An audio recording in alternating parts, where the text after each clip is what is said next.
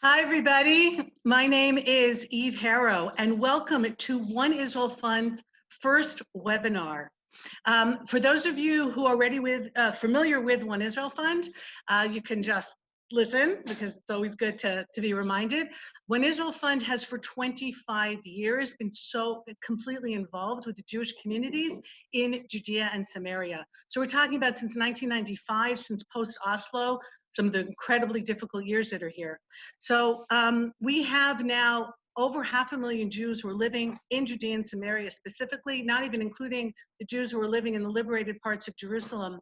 And that's a big reason why this area is even up for discussion, is because there are communities and people living here. And One Israel Fund has done a tremendous job over the years in getting people to come, getting people to stay. You need playgrounds, you need synagogues, you need mikvaot. We're building a medical center up in Binyamin. So my job for One Israel Fund is to be the tour guide. I'm the director of tourism. Like many tour guides in Israel right now, we are not working very much because of what is happening now with the pandemic, and we certainly hope to get back to that very soon. But in general, what my role is to educate people about the communities and about the people in Judea and Samaria on a bus. And we go to places where you would ordinarily never go. And it is so exciting. It's one of my favorite things to do with Tanakh in hand, introduce people to all these places. We're not able to do that right now, obviously, because of the situation. So we've been doing virtual tours, and we're going to continue doing them. And you can certainly go on our website and you can participate and become a part of our family. We're looking forward to having a lot more work to do, because if Israeli law is put on these areas, they're a reservoir of land in it for a country that has a huge housing shortage. I have 7 children and they need places to live. And so we're looking forward to building more communities and expanding the communities that there are, and One Israel Fund just getting busier and busier. And so that's part of what we have going here. We're not about to shut our doors anytime soon. So this is our first webinar since we are not able to host people here. We weren't able to have our annual dinner. So we decided to try this. And if you would like to sponsor a webinar, we believe in paying for experts to come and give their opinions, then we would be, but we want to make it free to the public, then we would be delighted. Also go to our website, and in addition to other projects that you might want to get involved with, we would be really thrilled to have you sponsor a webinar. So Dr. Avi Bell, I have known for quite a few years, and we served together on the board of another pro-Israel organization. I have also had the opportunity to interview him a few times on my podcast, give myself a little thing in there, Rejuvenation on the Land of Israel Network, which I'm still able to do every Tuesday. And so I've gotten to know him quite well. And when talking about how we wanted to continue educating people about this very interesting situation that we're in right now, so he immediately popped to mind, and I'm so glad that he could join us tonight. Just to give you a little bit more of his background, he's among the world's, I have to read this, there's no way I could memorize it. He's among the world's leading scholars of international law, economic analysis of law, property, and intellectual property. He's a senior fellow at the Kohelet Policy Forum, professor at the University of San Diego School of Law and Bar-Ilan University. He's been visiting professors at many, many different places, has his doctorate from no less than Harvard. Deeply involved in public service and diplomacy, assisting various nonprofit organizations with training and legal advice and strategic direction. Recently, he represented Prime Minister Benjamin Netanyahu in proceedings before Israel's Attorney General regarding issues of freedom of speech and the criminal law. And he's just, but I do want to say one caveat. Dr. Bell is here as a lawyer, not as a rabbi, not as a military general, and not as anything else. So when it comes to the questions, and by his own request, most of the time will be given to Q&A, so that we can in some way, we have over 400 people who signed up for this, we can in some way feel like we're having some kind of interaction. So he's going to speak for about a half an hour, and then we're going to take questions. But if you can keep in mind that he's here as a legal expert and frame your questions accordingly, if there's a question that has more to do with his personal opinion, I will leave it up to his discretion if he would like to answer, but he is here tonight as a legal expert. So Dr. Bell, thank you so much for joining us this evening. It's evening in Israel, so that's why I'm saying this evening. Thank you very much, Eve. I'll just say, like most law professors, I pretend to know everything, even those things that I don't know. So I'm perfectly happy to take a stab at people Okay. asking questions that are a little bit outside of my field of expertise. All I'll right. warn you in advance, right? You should be aware of what you're getting once you move out of that area. So if you want something on pandemics or rocket science, be aware of the source of what you're asking about. Okay, or Uh, Torah status on the land of Israel. So, right, we're going to okay. get a very blunt and honest answer. All right, so I'm going to take All right. myself out of the screen here, and hopefully I can do this without totally messing things up and All give right. you the Very floor. good. There we go. Okay. Thank you, Eve. All right. And thank all of you for joining me. As Eve said, I'm going to try to keep my remarks brief so that we can move to questions. I see that some questions have already come in, and I think I'm going to address some of the things that have already been posed as questions in my opening remarks. But if I don't get to them, please feel free to send to Eve, and I'll be happy to try to explain some more. So what I promised Eve I would be speaking about this evening is an initiative that is right now being given a lot of attention in the media, which is a promise that Prime Minister Netanyahu made during the election season, not in the current one, but several elections ago, that Israel was going to apply its domestic civilian law to parts of Area C of Judea and Samaria. The parts that were mentioned were the Jordan Valley, um, um, some of the settlements, perhaps all of the settlements, perhaps all of Area C. There's some ambiguity about it. The only thing that was clear and consistent about all the announcements was the Jordan Valley. But I'm going to take it as we're talking about some or all of Area C being covered by this plan. The plan did come up during negotiations for forming the coalition of the government that just won the confidence of the Knesset several days ago, and it was yesterday actually. Time, and the it is apparently at least the timeline that has been discussed is to implement the promise as soon as July. Now, this to me sounds like a plan without any conceivable downside. I want to explain to you why, and then look at nonetheless why there's going to be some opposition to it and what that will look like. So um, the way I see it, there are three main positive effects of Israel applying its law in these areas. These positive effects, I have to add, will redound to the benefit of all of the residents of the area, whether they are Jewish or Arab, and no matter what their citizenship. The first and I think the most important part of this will be that after 53 years of military administration of these areas, that military administration will end. They will get to enjoy the benefits of an ordinary civilian administration, which means that they won't have to run through military offices, military bureaucrats.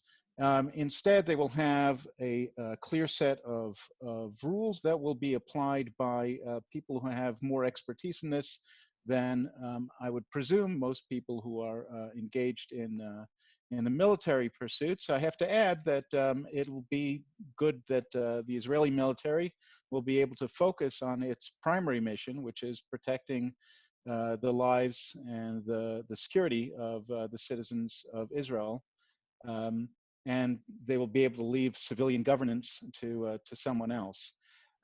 Second of all, it will create a substantive change in the law that's being applied there. Right now, the law that's applied in these areas is this antiquated mix of Ottoman, mandatory Jordanian, and military rules. It makes even the simplest real estate transactions nearly impossible. There are an extraordinary number of hoops to run through, some which are quite unnecessary. I'll just give you one of the simplest examples. The Jordanian law that still applies there regarding real estate is, among other things, forbids transactions, forbids voluntary land purchases by Jews. One of the ways that the Jordanians try to accomplish this was by requiring that all purchases be carried out by Jordanian corporations, which requires creating these fictitious companies in order to engage in transactions in those areas. It's quite difficult. It'll be much easier when there's a modern and straightforward civilian set of rules that applies there, the modern laws of Israel. And third of all, there's the benefit of having officials that will actually be elected at the ballot box and will have to answer to their constituents. And if they don't, they'll be able to move them aside. So these are all very straightforward benefits of applying Israeli laws in those areas. I think they're unambiguously positive. And it's for me difficult to figure out why anyone would object to any of those things, whatever their political views may be. Now, nonetheless, there is certain to be opposition. There are two main lines of criticism that we've already heard, and I think that it's important to address them. I think that the objections are misplaced, but let's see what they are. One of them is that and this one is prominently featured in European objections. It is something along the lines of Israel applying its laws to these areas will have an adverse effect on future peace negotiations between Israel and the PLO, and will somehow or another foil them. Now, this seems to me quite odd, since the PLO has been boycotting negotiations for some time and has never given any indication that it is likely to reach a final peace deal with Israel. But I have to add, it's not at all clear to me why this would compromise the ability to reach a successful peace with the PLO. There's whether Israeli law applies there or military law applies there, the same set of parameters will ultimately be at issue in a negotiation.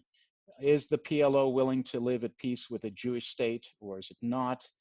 Is it willing to recognize any Jewish rights, or is it not? Is it willing to have any Jewish residents in these lands, or is it going to insist that they all be Jew-free? Is the PLO willing to start confronting terrorism? Is it willing to go along with demilitarization? This is,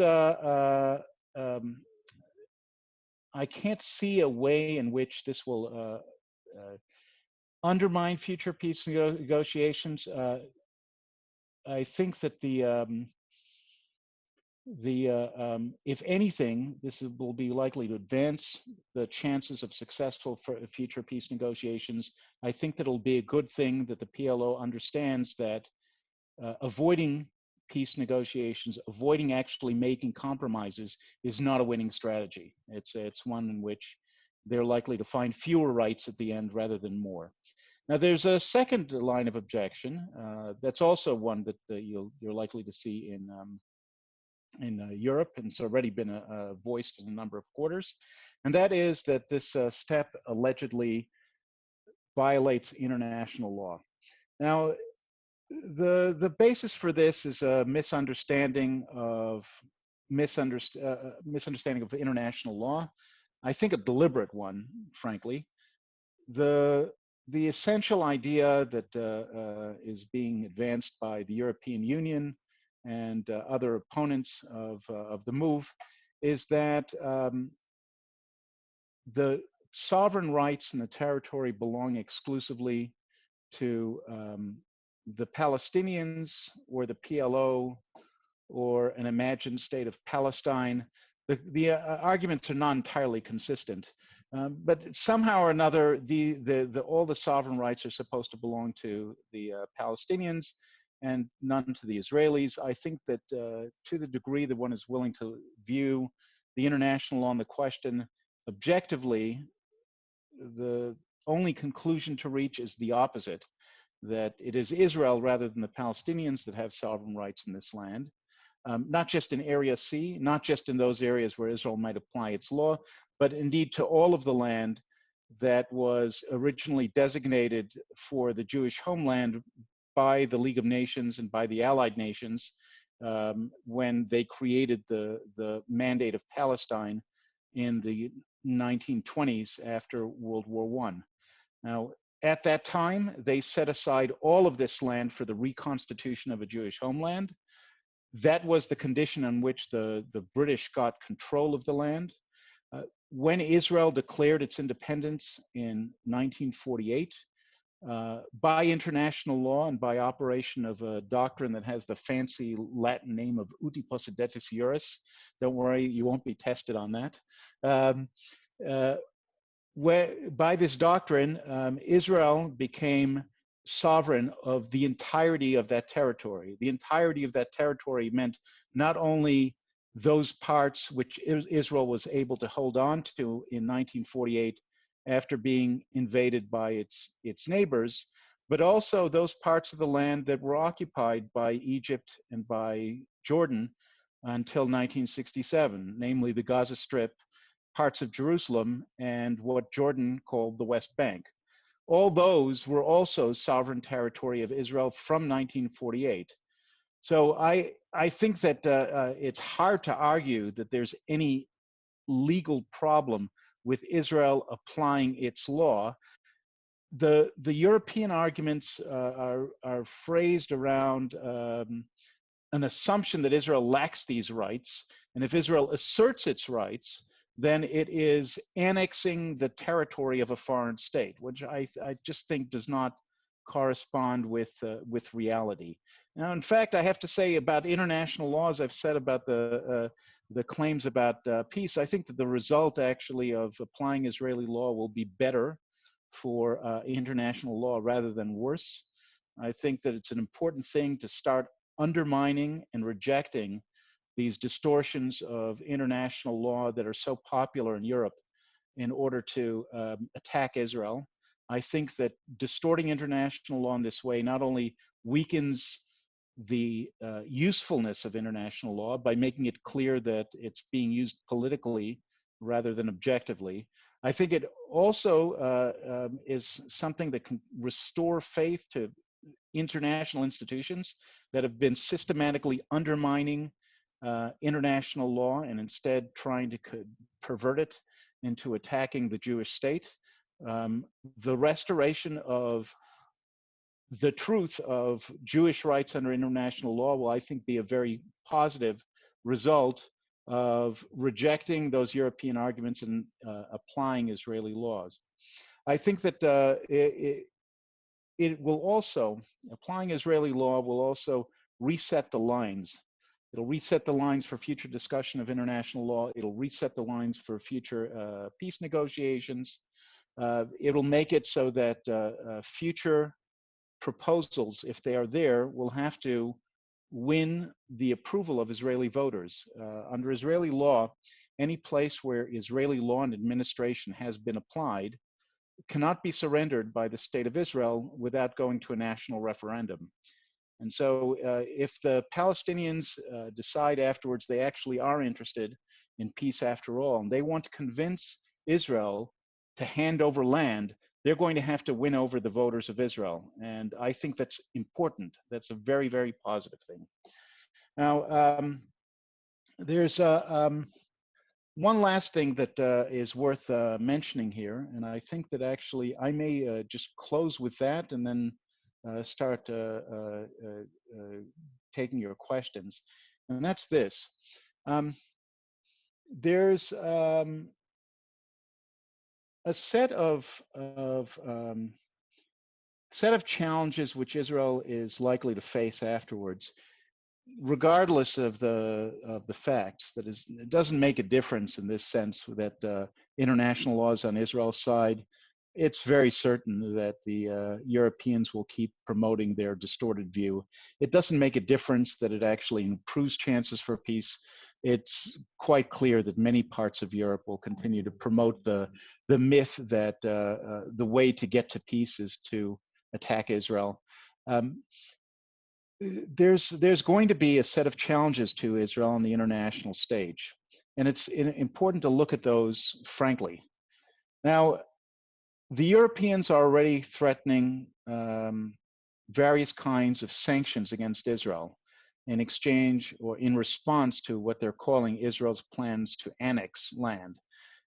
Now, these are real threats, and we know they're real threats because Europe has already been slow rolling a campaign of sanctions against Israel for the better part of 2 decades.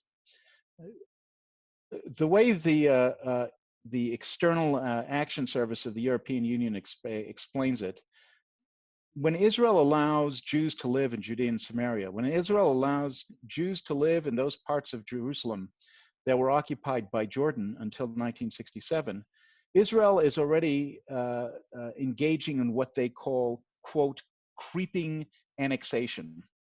And in response to what they call this creeping annexation, they've already adopted a whole set of incremental and small sanctions. For example, they impose certain kinds of trade barriers on Israeli products from Judea and Samaria and formerly Jordanian-occupied Jerusalem and from the Golan Heights.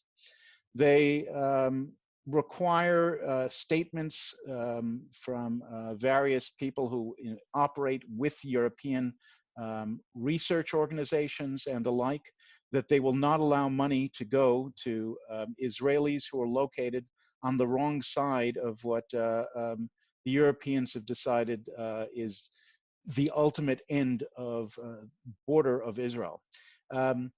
There are all these sanctions. I think we should expect that they will continue. At the same time, it's hard to see a way in which they will massively escalate. And the reason is that it's not for lack of trying that the European Union hasn't implemented greater institutions. It's for lack of consensus.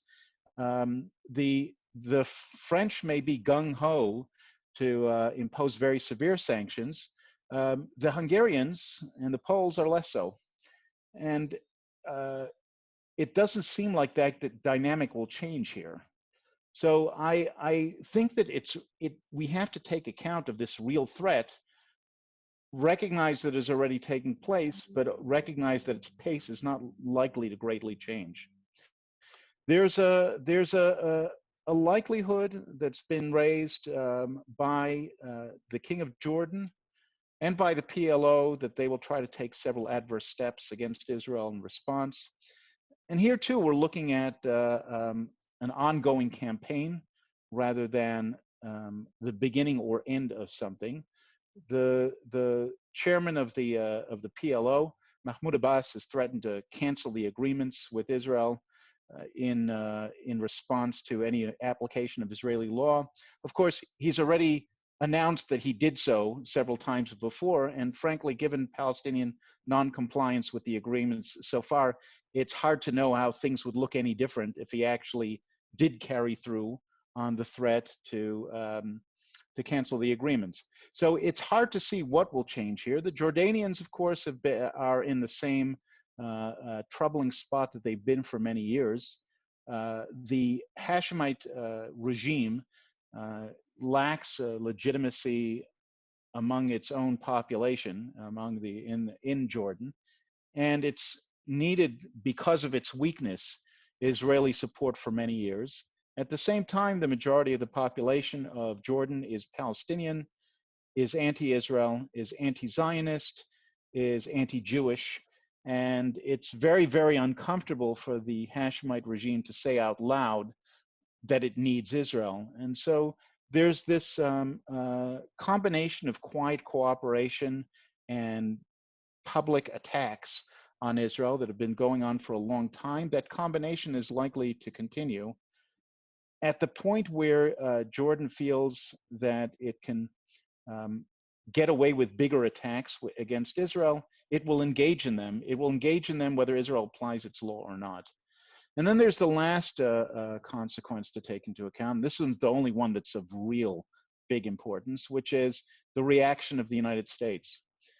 The United States actually has a functioning policy towards Israel as opposed to the European Union. The European Union has a policy that can't actually be carried out because it lacks consensus, and it has this persistent, very European gap between the rhetoric of it and the actual implementation. In the United States, there's a policy. It is carried out by the executive branch and is carried out more or less consistently over the years. Now, the issue with regards to the United States is this, and that is that there is a growing partisan gap between the major parties in the United States and how they react towards Israel. So the current presidential administration is very favorable and has actually agreed with Israel that Israel should and can apply its laws to part of Area C of Judea and Samaria. It hasn't agreed to the application of Israeli law in all of Area C. And that means that if Israel goes beyond an agreed upon map with the Trump administration, it's likely not to get the Trump administration's approval. Now, this is important because, as we all know, on the other side of the aisle, there's less support for Israel these days. What doesn't get implemented while Trump is president of the United States will be very difficult to implement without sanction from the United States if someone from the Democratic Party takes over the White House. So there is great importance in coordinating any such move with the current occupant of the White House, and doing so before we get too far into the election season in the United States. And that also means that whatever areas Israel wants to apply its law to, have to take into account the necessity to do it in such a way as to not earn the opposition of the United States. So that's, I think, the overall picture. I'm happy to leave it there for right now and move on to your questions. So Eve, if you will come back and help me get through this, then I will be delighted. Here I am. Okay. Wow, we've got some really fantastic questions. So in no particular order, and I'm combining a few different questions very often into one question. In terms of like terminology, okay? If we said, let's say, applying Israeli civil law, annexation, sovereignty, there's a lot of different terms that are being thrown around.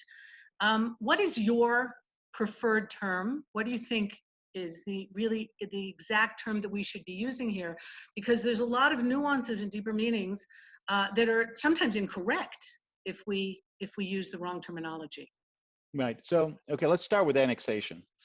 Annexation literally means adding to. Right? And what people mean when they say annexation in the context of international affairs is they mean that a state is adding to its sovereign territory. There's territory over which it previously lacked sovereign rights, and it is now extending its sovereignty to something new, to something over which it didn't have rights.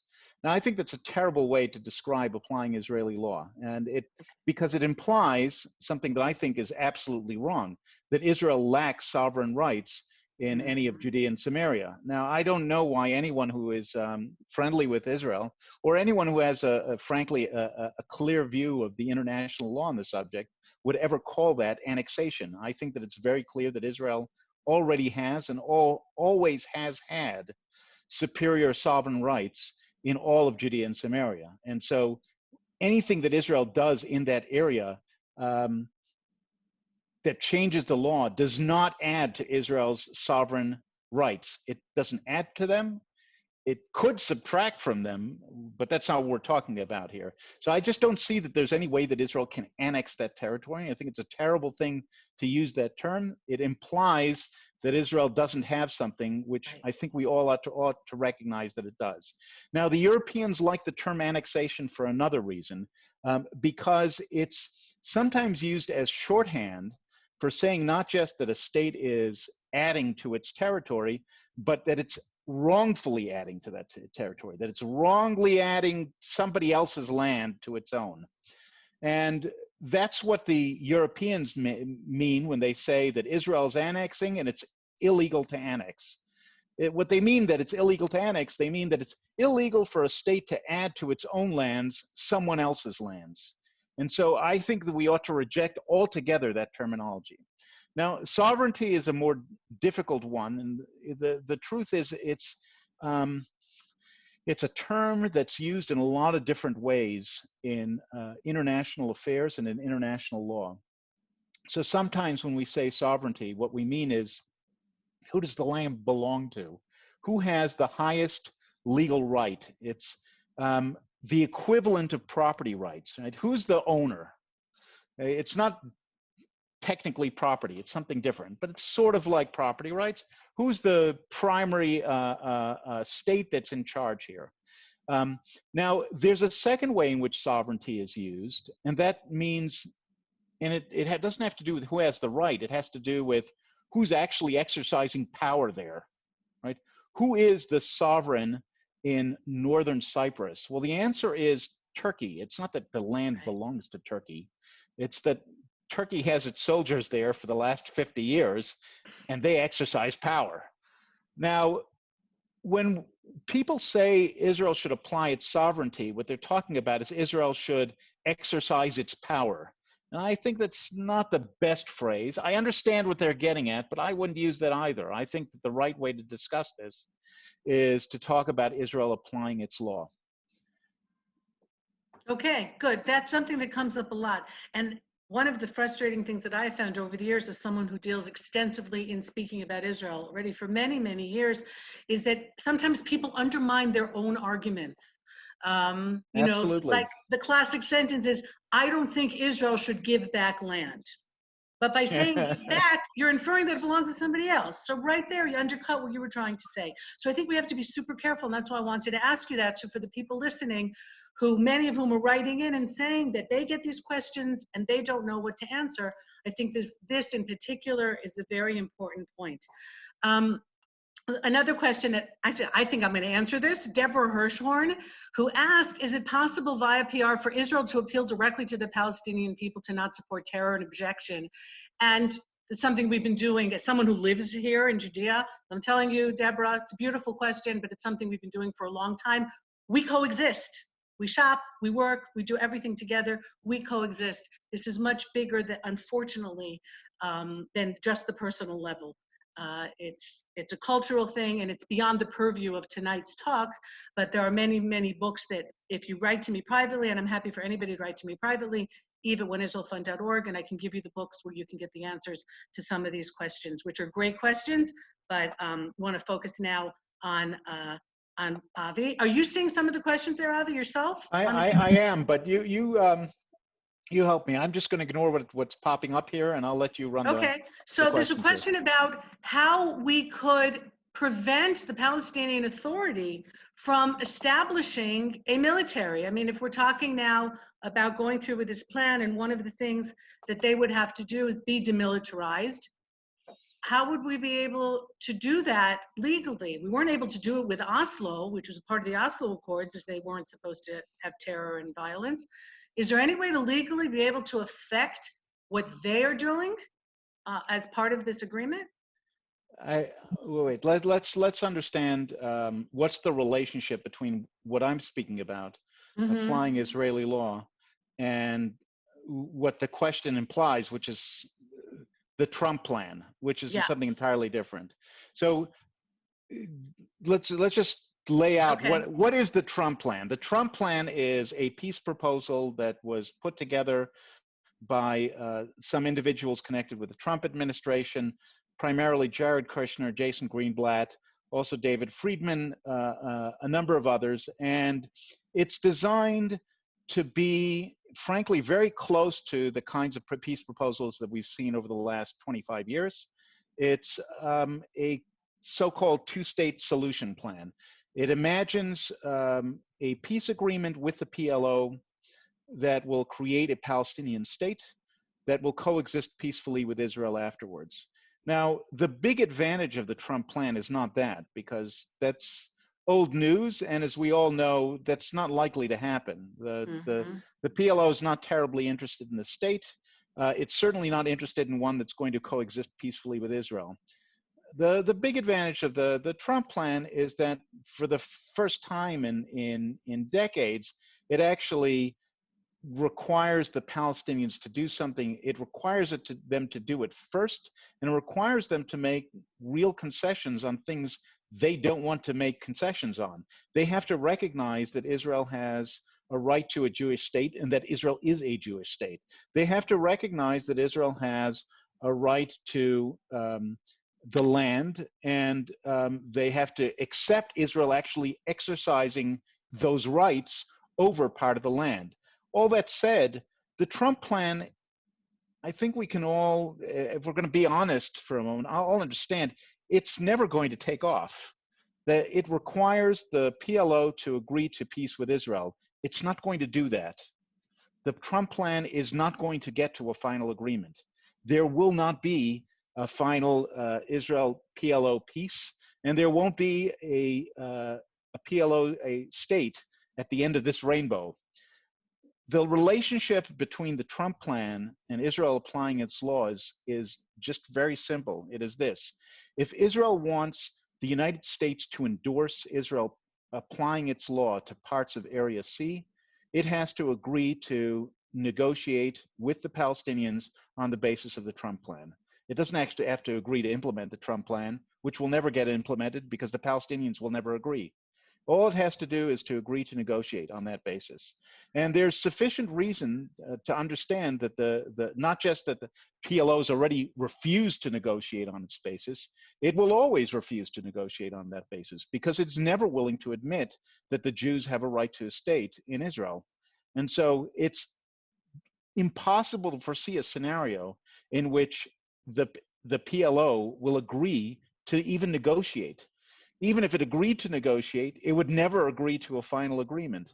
And so when we're looking at the Trump plan, the only question is it worth it for Israel to agree to negotiate on the basis of the plan in order to apply its law? That's the question. Now, there are features of the plan which would raise the questions. There are features of the plan that, for example, call for a demilitarized Palestinian state.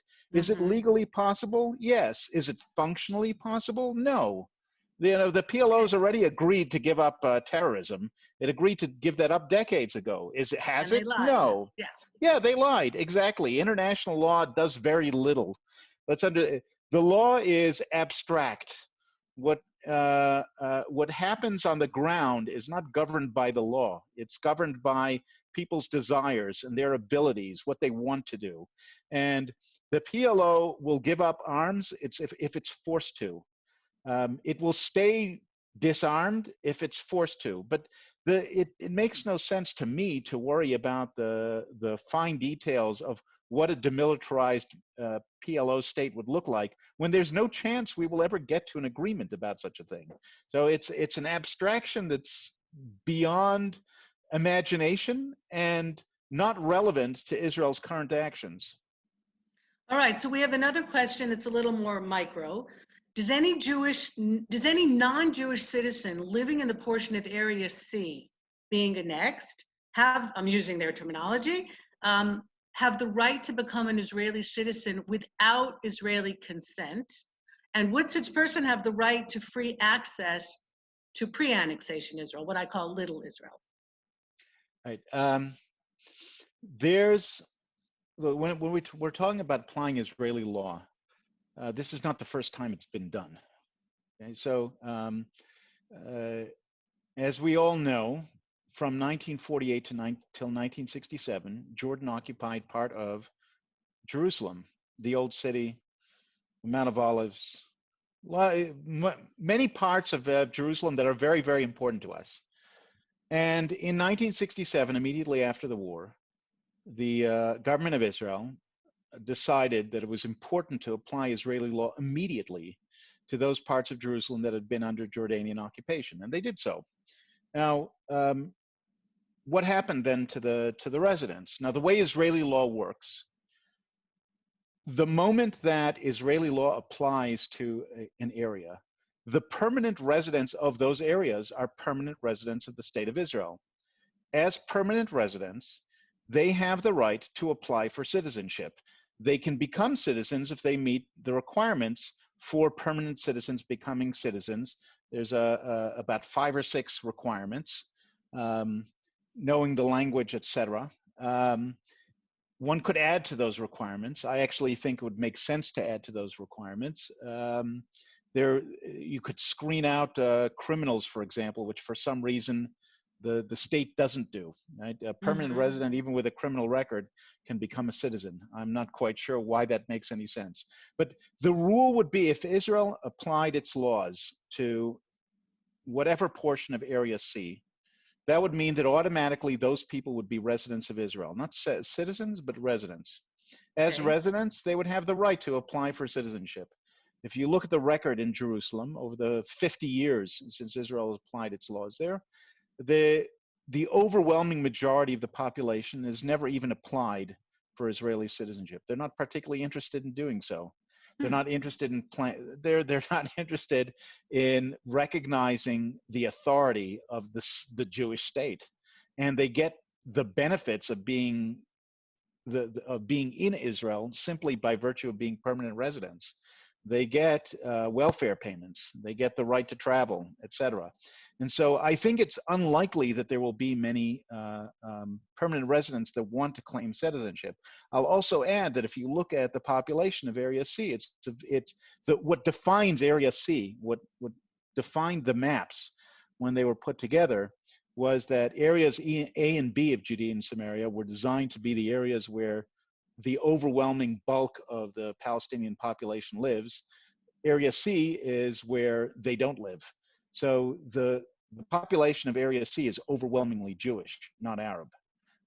So I think it would be a mistake to think that when Israel does this, it's going to be creating a large number of new permanent residents or citizens that are Palestinian and anti-Israel. The number will be actually quite small.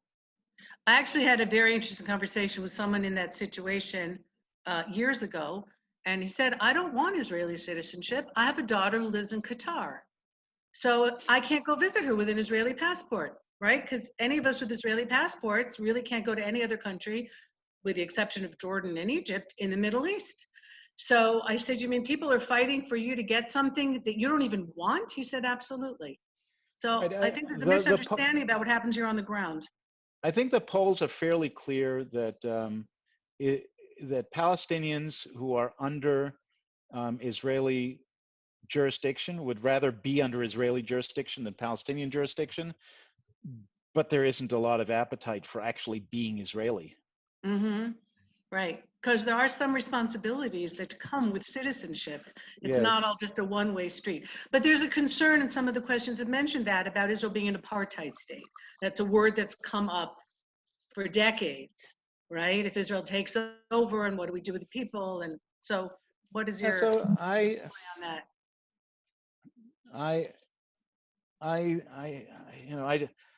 I don't understand the question.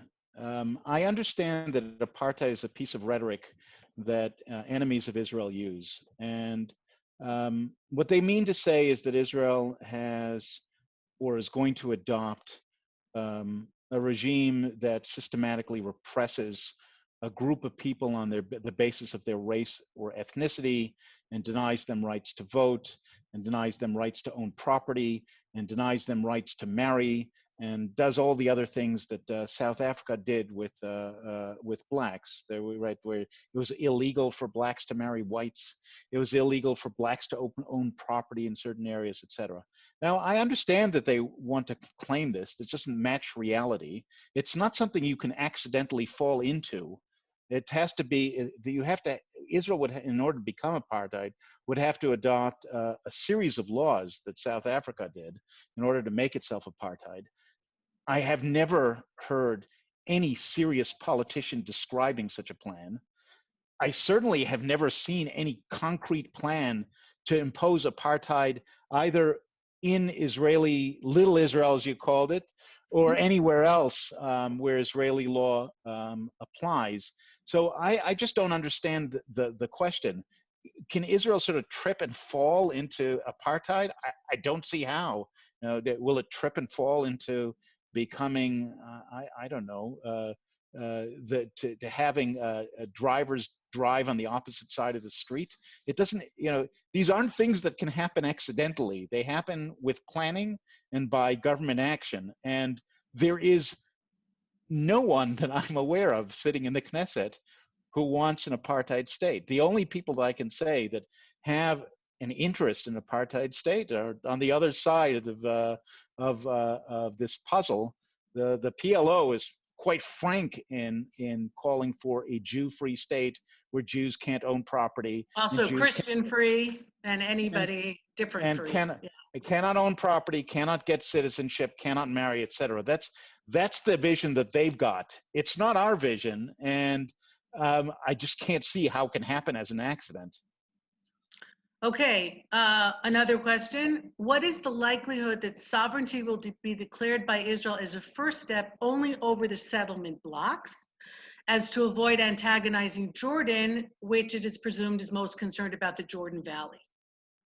All right, is that a possibility? I don't think that Jordan is most interested in the Jordan Valley. I think that Jordan's interest is in expressing opposition to Israeli rights in order to go along with what they perceive as the traditional Arab consensus that there is no right to a Jewish state. And so if Israel were to apply Israeli law to 1 square millimeter of Ma'ale Adumim, which is a little town that just to the east of Jerusalem that is overwhelmingly Jewish, and Israel applied to 1 square millimeter of one park in Ma'ale Adumim, the Jordanians would go ballistic, and I think would do nothing that's particularly effective. Now, if Israel will apply its law to all of Area C, the same result. I just think it's not realistic to think about it in the terms of a Jordanian reaction. The Jordanians are not a factor here. The factor is the United States. And the scope of the territory that Israel applies its law to will very much be affected by what the United States is willing to go along with and which it's not. Now, this is actually part of negotiations right now with the United States. There's a mapping committee that was set up right after the Trump administration announced the peace plan. And it consists of half representatives of the United States, half representatives of Israel. And they're going through right now just figuring out the areas where Israel could apply its law without the Trump administration objecting. And so that's the thing to look at. It seems to me to make no sense to ask the question about Jordan.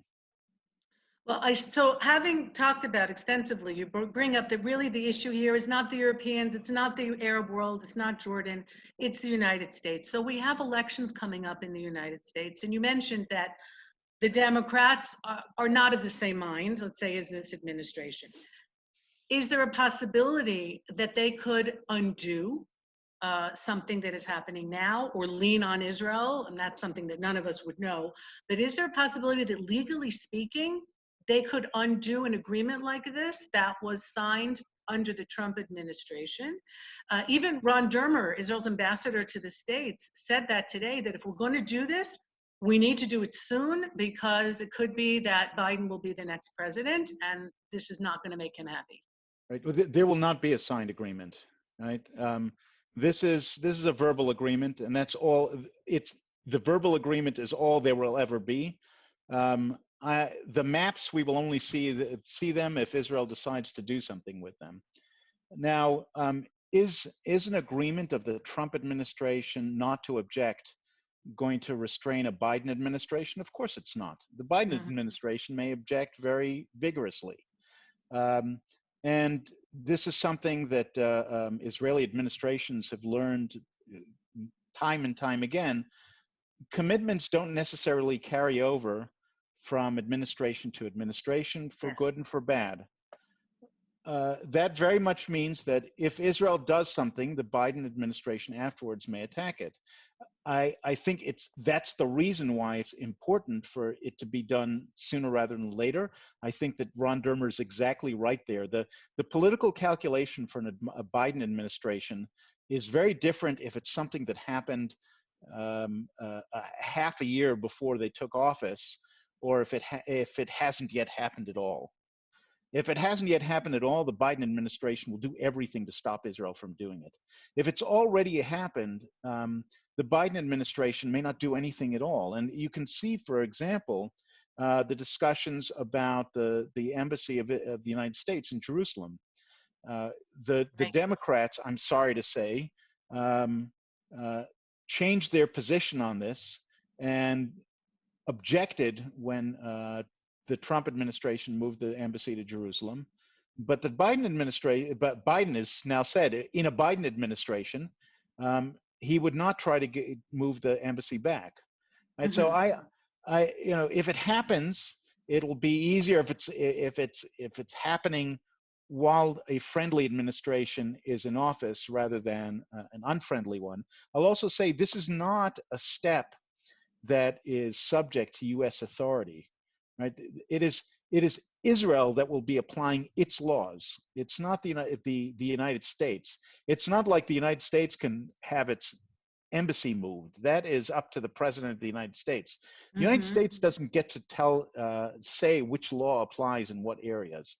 What we're worried about is that the United States will not go along diplomatically, that the United States will impose some kinds of diplomatic or economic sanctions. That's what we're worried about. And the way to avoid that is to avoid putting that before an unfriendly administration. I think the time to do this is when there's a friendly administration. So this is an opportunity. It's an opportunity right now.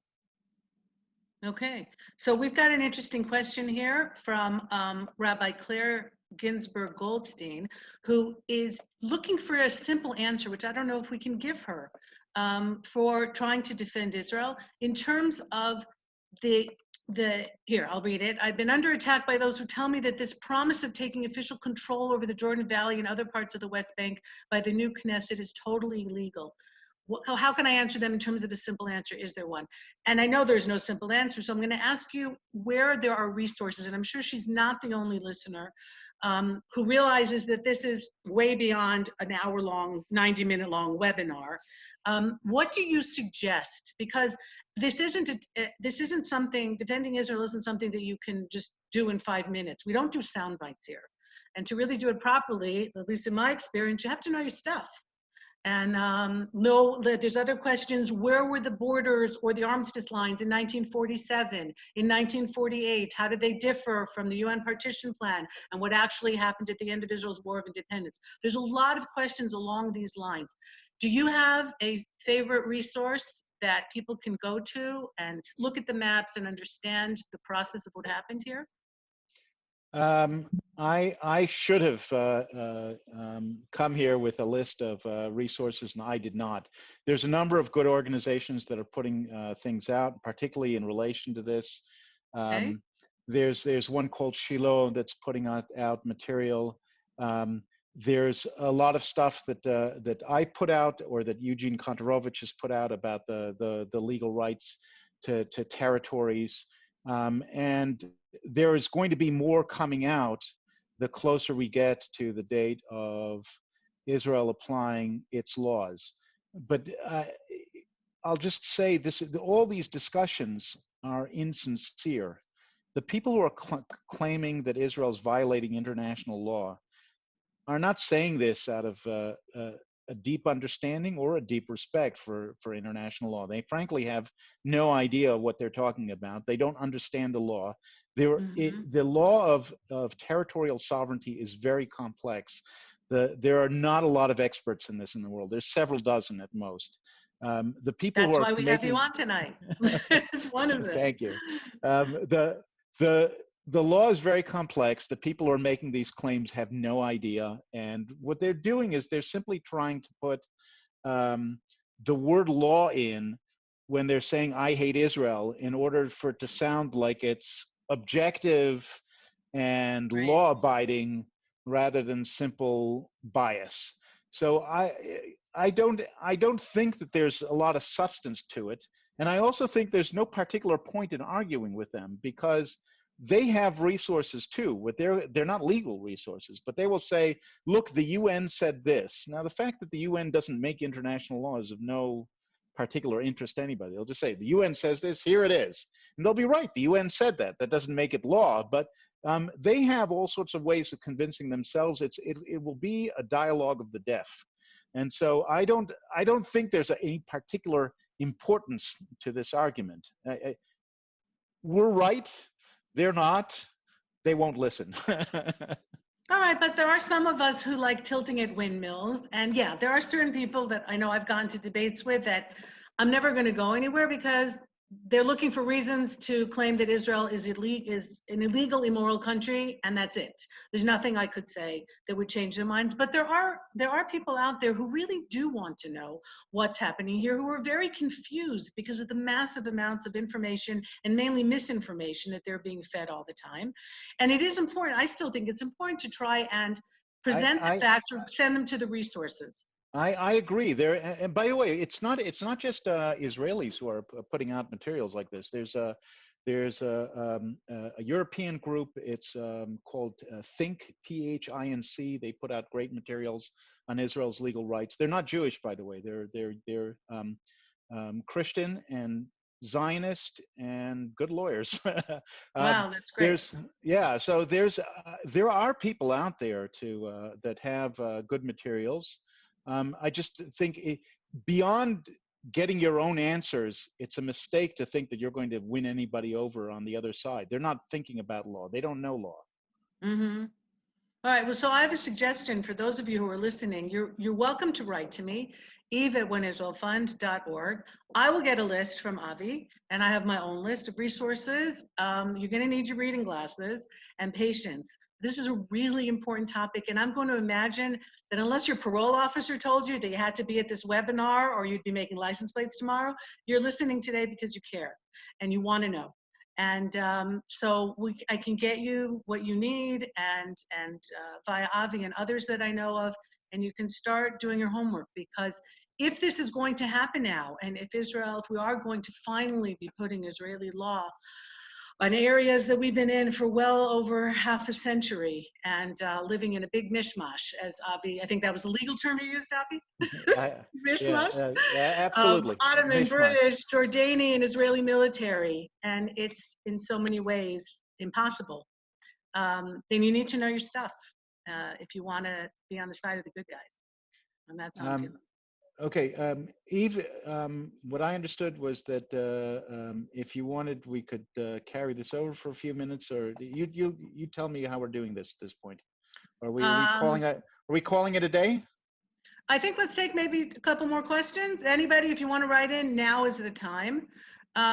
Look, there's concern about, well, it's kind of a question that you already answered about, we could have a very powerful minority in the country that if we apply Israeli law and we get a lot of, let's say, not such loyal people under the Israeli umbrella, there are already issues in the Knesset of a very large party that some of them have even had connections with terrorism, but they're definitely, not only are they not singing Hatikva, the national anthem, but you could say that from within the Knesset, like maybe democracy's gotten a little out of hand here if we even allow people to represent the country who are not loyal citizens of the country.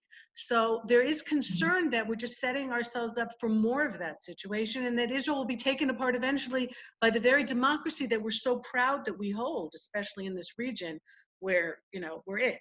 So is that a concern of yours? I think that we have to start with math, basic math. Okay, there are somewhere around 8.7 million Israelis right now. I think we're over Um, 9. we're over 9. Yeah, we're Okay. over 9 million, including Okay. about 74 to 75% are identify themselves as Jewish, about low 20% identify themselves as Muslims, and the rest are Christians, Circassians, Druze, or non-affiliated. So that's where we're sitting right Okay. now. All right. Now, the total non-Israeli, what I mean is that like the total population that doesn't have Israeli citizenship of Area C is at best 250,000, right? Yeah, 250,000, which is a that's drop a in the large bucket. number. Right. I hear more No, like it's a 100,000 even, but right. no, Okay, you're that's the being top. generous. That's the top. Okay, that's the Mm-hmm. top. Now, um, the map committee is sitting down trying to figure out what are the areas where there are and are not Palestinians, because the Trump plan is based on the idea that the areas where there's a Palestinian population ought to be reserved for future negotiations. And so at best, these maps, they're not going to get to 250,000 non-Israelis. They're not going to get to 50,000 non-Israelis, in my opinion. I just Mm-hmm. say we're going to get to a number which is minuscule. Now, let's assume that every one of these 50,000 is someone who is a Palestinian who despises Israel. And all of them want to and rush to take up Israeli citizenship in order to undermine Israel from within. This doesn't fundamentally change the picture of Israeli society. I wouldn't say it's a costless thing.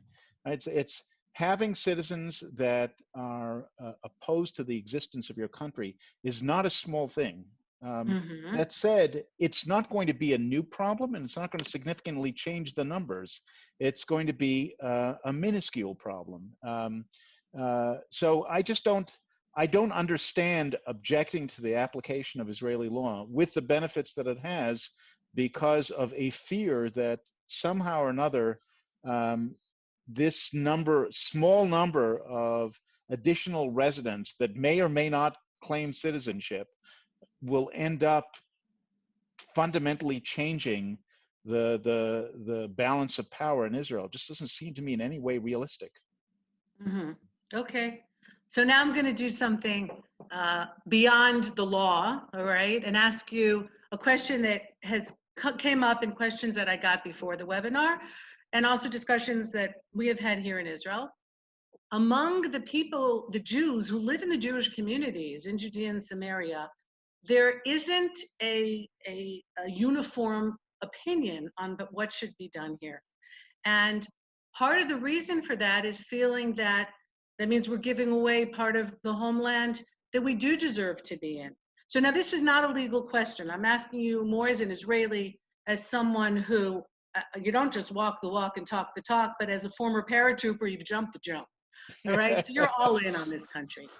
What do you Notwithstanding a answer fear of that? heights, by the way. Oh, really? Yeah. I Uh, jumped a couple years ago. It was wild. So not as a paratrooper. It was an amazing experience. I can't wait to go again. But seriously, what do you, as an Israeli, as someone, you're a lawyer, but you're also somebody who's got skin in the game here. I mean, you're living here.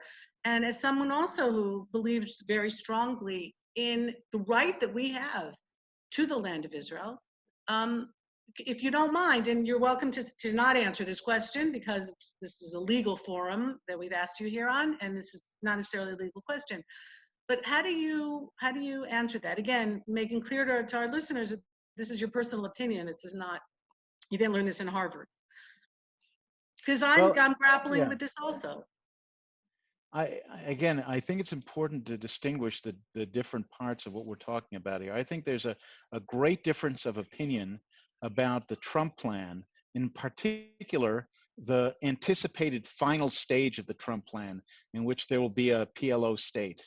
And I can understand that trepidation because I think that it would be a very dangerous risk for Israel to agree to a PLO state.